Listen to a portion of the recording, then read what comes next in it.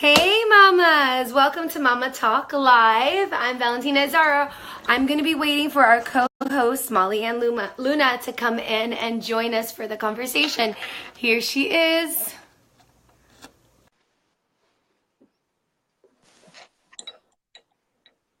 Hey Molly. Hey Valentina. Welcome mamas to Mama Talk Live. I'm Valentina Izarra. And I'm Molly and Luna, and here is where an American mama sits down with Latina mamacita to discuss all topics relevant to mom. Yes, that's right. So grab your latte or your cafecito because it's about to go down. No topic is off limits. That's right, mama. We know you wear a million hats to be the best mother, career woman, wife, friend, lover, yada, yada, yada. That's life. So mama, let's talk. All right, mommies, in today's episode, we're going to be talking to you and be sharing 3 tips on how to keep the merry and Merry Christmas. Yes, because a lot of us, I find, right, that we get so stressed out with the holidays that we actually forget about what this holiday is actually about.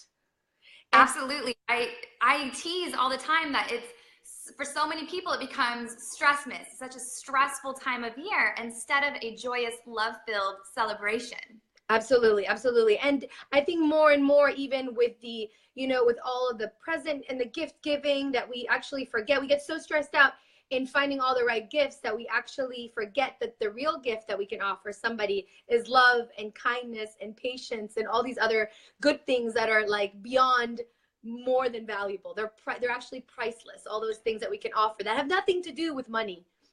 Absolutely. Money becomes, it does become kind of the forefront of this holiday, but it needs to be pushed back, and we need to get to the center of what this really means in order to stay cheerful. I know that with mainstream media and so much information at our fingertips that we tend to get bombarded with commercials, advertisements, these romanticized stories of what the holidays should look like.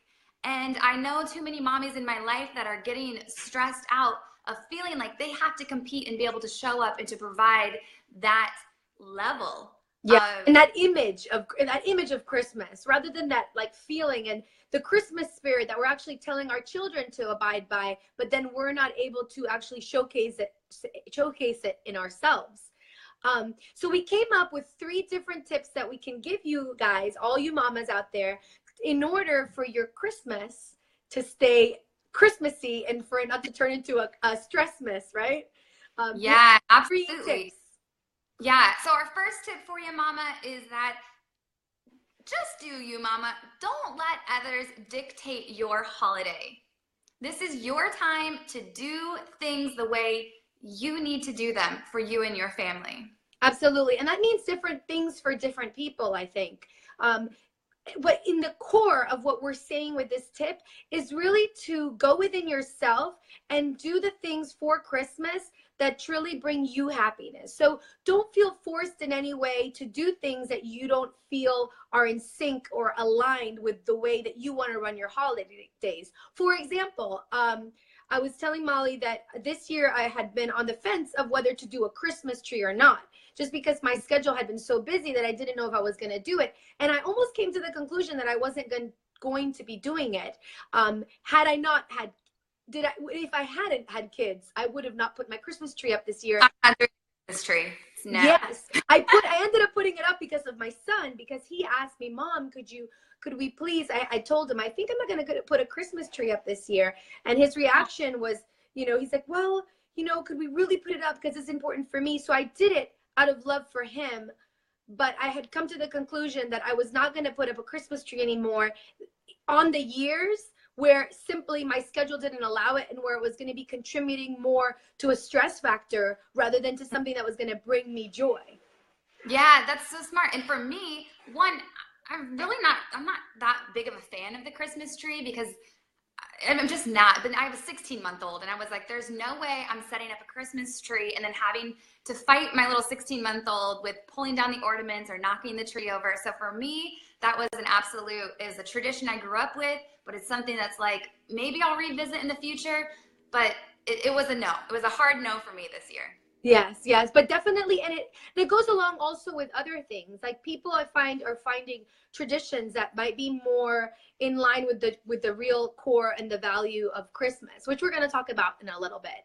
But anything that you feel like you're forced to do it, like the holiday party that you feel like you have to do it rather than you want to do it, or different like traditions that you feel are more forced upon you rather than bringing stress or cheer to your life, they're actually bringing stress. I think we all have to kind of eliminate from our lives in order to keep the merry in Christmas, because otherwise it just becomes really stressful. It can become really stressful. And for me, in my family, my household, I have a large family and they all live in the Midwest. And I made a decision about 2 years ago. I'm like, I love my family. Christmas is a time to connect with loved ones and family members and to celebrate each other. But after my last trip home of going from LA to the Midwest in the cold and all the traveling and all of the stress of it, and then being crammed in a tiny house with so many amazing people, but I was just like, the amount of joy compared to the amount of stress to get back, just it wasn't worth it to me. So my family and I have decided that Christmas isn't the holiday that we connect anymore, and we've since chosen a different holiday. And Christmas Luna is about connecting with friends and neighbors within my immediate community. So it's looking totally different for me. And that took some courage on my end to say, hey, family, I know that you have these certain expectations because it's the way that it's been done all these years, but right now in this season in my life, it's not working for me. And so I had to be okay with letting go of their expectations to do Christmas in the way that honors my core family, the Lunas, for this season. Absolutely. I think that a lot of us have the fear of criticism when we let go of certain things. And, rather than face that fear, we end up, sacrificing our peace of mind even just to, do something that we think will please somebody else, even though it's not aligned with what, how we want to live our lives. And I think it's very important to really keep in mind of, and when you don't know what to choose, whether you should do it or not, it's very simple answer. It's, does this thing bring me joy? And if the answer is yes, then by all means, absolutely do it. Do it. Yes, like if buying gifts for people brings you joy, then do it. And if, putting up that Christmas tree brings you joy, then do it. My son loved at the end putting our Christmas tree up. So it brings him a lot of joy, and I did that along with him. But if it's something that brings you stress rather than joy, then that's that red signal to turn that off and to maybe eliminate that, and see how that feels, for not doing it. And to touch real quick, you had mentioned about gift giving and purchasing. That ties into our second bullet point, which is set a budget for your household for your Christmas spending and stick to it. That's so important, Molly. So important, because I think that we all have been guilty at some point or another, of not setting that budget for the gifts.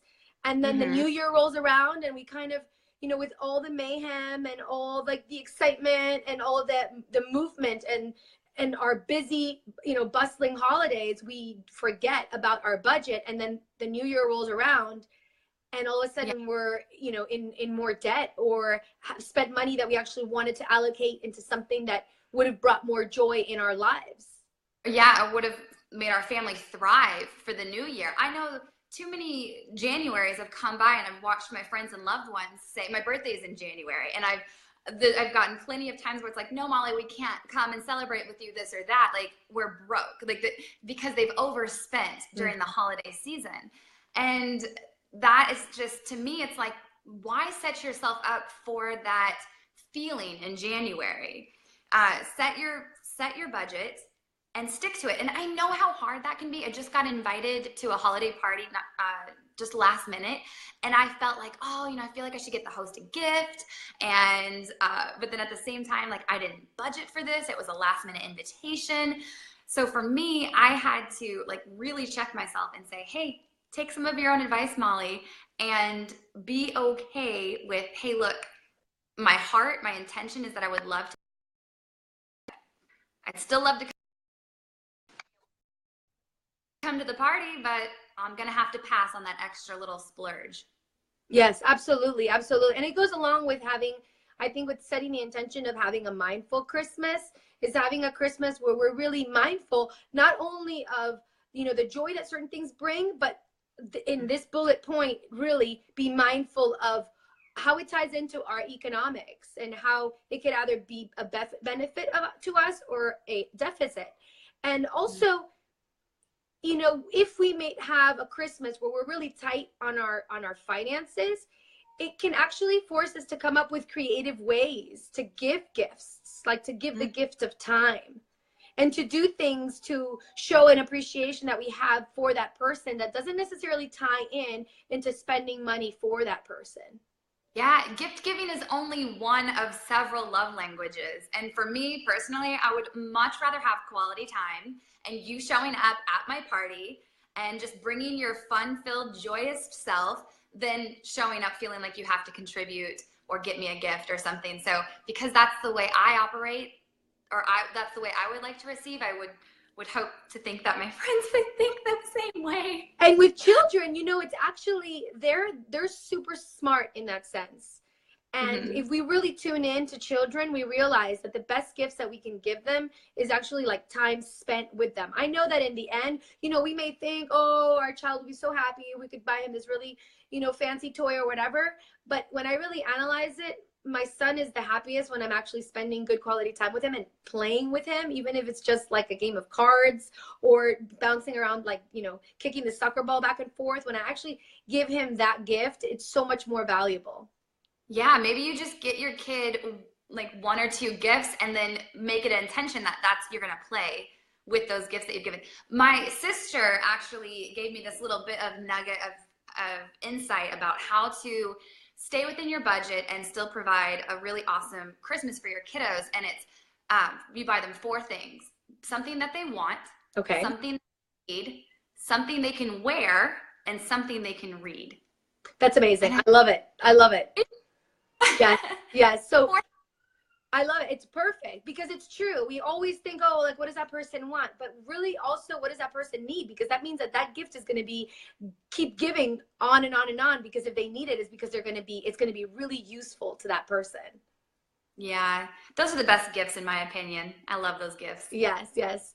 And topic number 3. So the third thing that we came up with that will keep them merry inside your Merry Christmas is to really like think about the Christmas spirit and really try to emit that. Because, for example, in where I come from, I'm in South Florida, and there's a lot of traffic here, and people really forget like the real reason why we actually celebrate this holiday. And people fight in the parking lots over parking spaces, and they cut people over in the traffic, and that becomes really stressful. And in reality, it doesn't make anybody's life any better. So I think really honing in into trying to be, even if nobody else is doing it, to really stay mindful of the Christmas spirit that you're emitting, I think is key. The Christmas spirit to me means taking a moment. It's the end of the year, taking a moment to reflect on the blessings that have been given to you and your family throughout this last year, really holding gratitude for that, doing things only from a space of love, showing kindness, connecting with others, being a generous giver and a receiver from others in various forms, not just gift giving like we've already talked about. And to me, that's what it means, is the Christmas spirit, which is something that I strive to hold throughout the year. But Christmas is a special time of year to be reminded of, hey, let's get back to that feeling of love, connectedness, joy, celebration, gratitude. Valentina, what does the Christmas spirit mean to you? To me, the Christmas spirit means love. I think the only reason that we're here to celebrate Christmas is to go back to the basics. And it's basically, that's the underlying message of this third bullet point, is really go back to the basics, realize that, you know, if you believe in Christ, that his message was of love, and that we're celebrating him coming into the world to spread the message of love, to spread the message of treating our brothers and sisters like ourselves, and to always, you know, and I think that's the one message that we're here to learn in the world, is to treat people with kindness and compassion and forgiveness, and to spread that, because the more that we spread that, it becomes contagious, and then that spreads to the rest of the world. It does. You know, I grew up Christian. I grew up going to a Lutheran church and studying the teachings of Jesus, and they're very important and meaningful lessons to me today. But I just want to say that regardless of your religious beliefs or backgrounds, I think you hit it right there, Valentina, that no matter what religion you are, it comes back to love. There are only two things in this world. There's love and there's fear.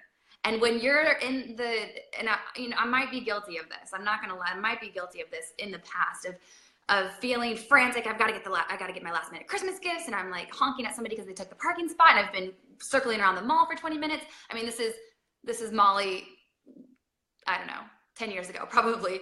But that was because I was operating in a fear-based state. There's not enough time, there's not enough money, there's not enough whatever. And getting back to that space of love. Valentina, I love that. Thank you for sharing that point. Yes, no, absolutely. Yes, so mamacitas and mamas out there, one, make sure that you do your finances. I skipped number one. Hold on. Remind me number one. Dictate your holiday. Yes, yeah, don't let others dictate your holidays. Number one. Two, make that budget so you don't pass it. And that way you come into the new year feeling energized instead of stressed out. And number three is truly keep the Christmas spirit within you and be mindful of love, which is the message, the ultimate message that we could, spread. Absolutely. So mamas, we want to hear from you. What is your go-to tip for helping keep the merry and merry Christmas for you and your family? Make sure you leave a comment below this video. Yes, we hope you like this episode, and please make sure to click like on our Mama Talk live page. Molly, tell viewers where they can follow you on social media. Yeah, so mamas, first of all, remember we're here every single Tuesday at 12 p.m. Central Standard Time. So click follow right here on facebook.com/Mama Talk Live. And in the meantime, if you've got a hot topic or something that you would like us to discuss, you can find me over at Mindful Mamas TV. That's on Instagram, Facebook, Twitter, you name it. Mindful Mamas TV. That's right. And if you guys want to follow the Mamacita community, you can follow me on all social media at Mamas Con Ganas. Mamasconganas.com, Mamas Con Ganas, all throughout social media, Instagram and Facebook, throughout the social media spread. We're all over the internet. But anyway, Mama, we are here for you to discuss hot topics to helping you live a more prosperous life for you and your little ones. So join the conversation, and we will see you right here next Tuesday, 12 p.m. Central Standard Time. That's right. Okay, Molly, I got to go change a diaper. Yeah, I have two podcast episodes to shoot now. So I'll see you next week, Valentina. See you next week. Mwah.